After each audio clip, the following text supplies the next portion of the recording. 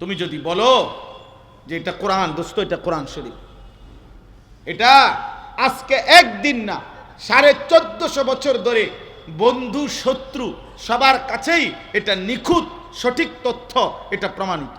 ইমানদারের কাছেও এটা সঠিক, কাফের বেঈমান মুশরিকরাও এটার প্রতি অক্ষরের উপরে হাজার লক্ষ অনুবীক্ষণ দিয়া পরীক্ষা নিরীক্ষা করছে, সর্বোচ্চ মেধা খাটাইয়া এই পৃথিবীর সমস্ত বেঈমান কোরআনুল কারীমের উপরে গবেষণা করেছে, কিন্তু এক শব্দ এক বিন্দু ভুল, অযৌক্তিক, অবাস্তব, অপ্রাসঙ্গিক এটা প্রমাণ করতে পারে নাই।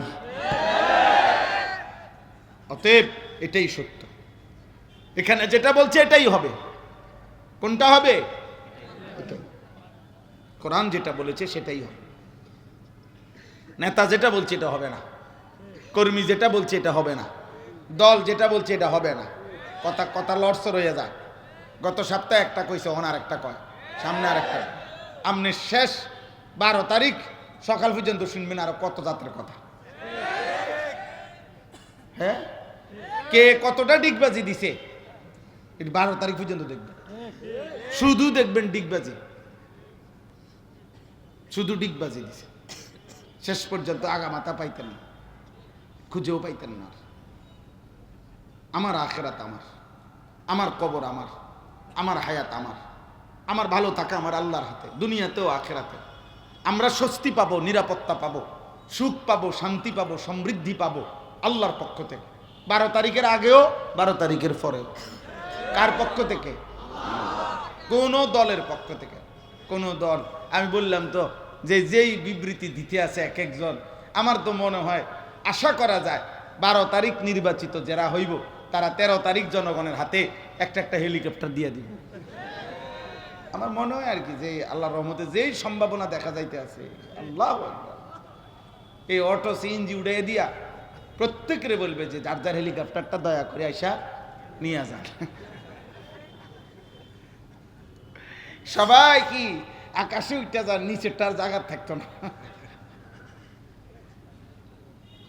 দুনিয়া ধোকা, দুনিয়া কি ধোকা, ধোকা, ধোকা। ওয়ামাল হায়াতুদ দুনিয়া ইল্লা মাতাউল গুরুর।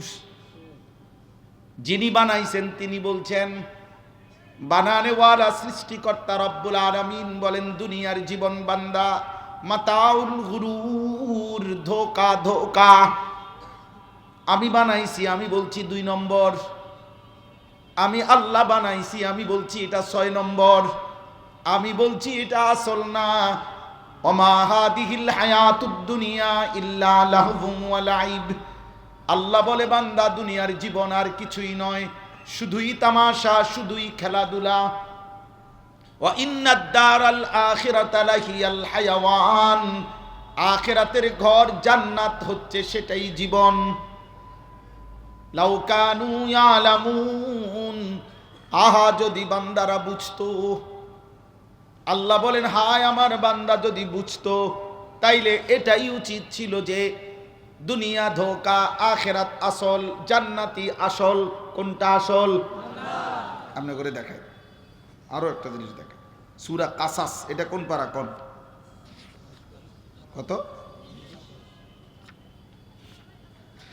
আমি আসলে হাফেজ সাহেব না, এই জন্য সব পারি না।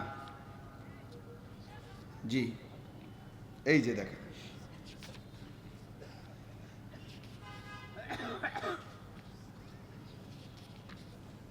এখানে শুনেন, ওই যে কারুনের ঘটনা আপনারা জানেন না? মুসা আলাইহিস সালামের জামানার আল্লাহ তাআলা বলছেন এ কারুনের ঘটনা আছে সূরা কাসাসের মধ্যে, 20 নম্বর পারা 28 নম্বর সূরা।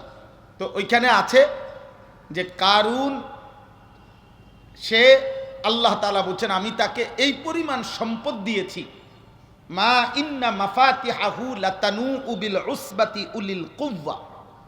আমি আল্লাহ কারুনকে এত সম্পদ দিয়েছি যে সেই সম্পদের যে ধনভাণ্ডারের চাবির বোঝা বহন করতে গিয়ে 70 জন